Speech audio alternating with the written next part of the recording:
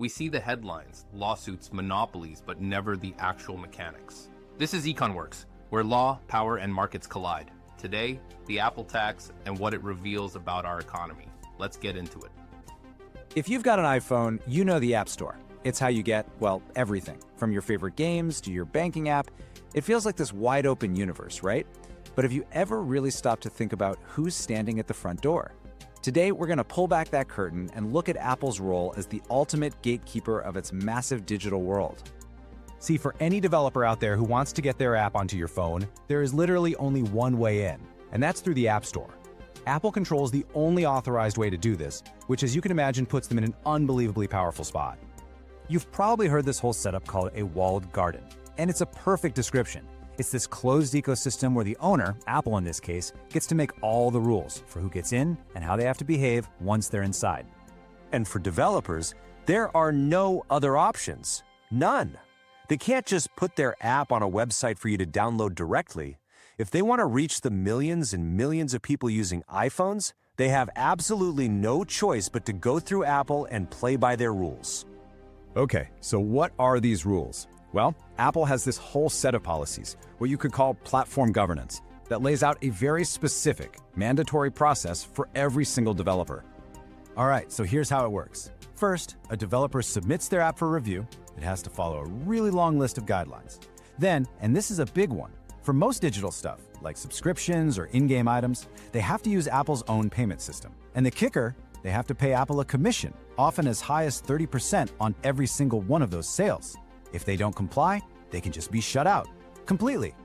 Now here's where it gets really isn't just some neutral referee blowing the whistle and making sure everyone plays fair. They're also a player on the exact same field competing head-to-head with the developers they're supposed to be governing.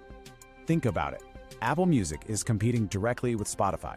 Apple TV Plus is going up against Netflix. Apple Pay competes with other payment apps.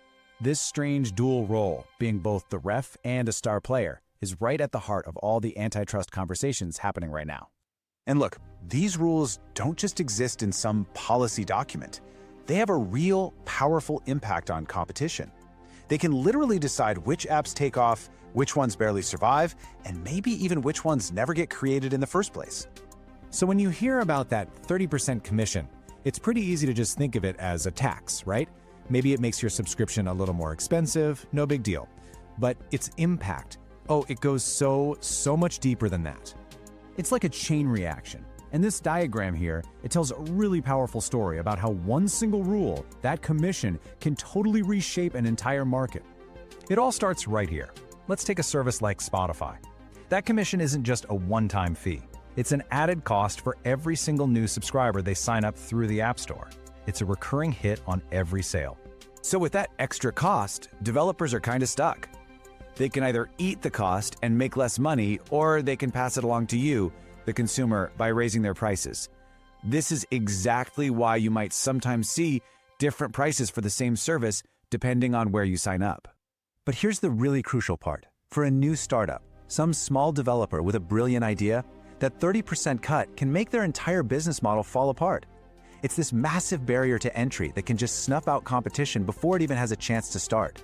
It means amazing apps we might have loved, they just never see the light of day. And this brings us right to the core of the whole antitrust argument. When regulators talk about consumer harm, they don't just mean you paying $1 more for an app. They're talking about the bigger picture, the damage from less competition, which leads to slower innovation for everyone and just fewer choices for all of us. And other rules can create this thing called user lock-in. By limiting how well different apps can talk to each other, it just becomes harder for you to switch. Say you buy a new smartwatch from a competitor, but it doesn't sync up perfectly with your iPhone's health and messaging apps. Well, you're probably less likely to keep it, right? And that just reinforces the power of the big, established players. So if we zoom all the way out, this is so much more than just a fight between a few giant companies. The outcome of these legal battles could have massive consequences for the whole digital economy. This quote right here nails the fundamental question. Should a company that owns the entire marketplace also get to write the rules for its own rivals? Rivals who need that marketplace to even exist. And that gets to the very heart of it. In the physical world, companies compete on things like price or quality. But in these digital worlds, competition is also about the rules set by the platform owner. the game itself can be tilted in their favor from the very beginning. At the end of the day, this entire complex debate really boils down to one simple, incredibly powerful question. As more and more of our lives happen on these platforms, figuring out who gets to write the rules and how they get to write them is probably one of the most important conversations of our time. Thanks for watching. If you want to see the economics and the full technical analysis behind these topics, join us at econworks.com. Subscribe to stay informed on where the law meets the market. We'll see you in the next breakdown.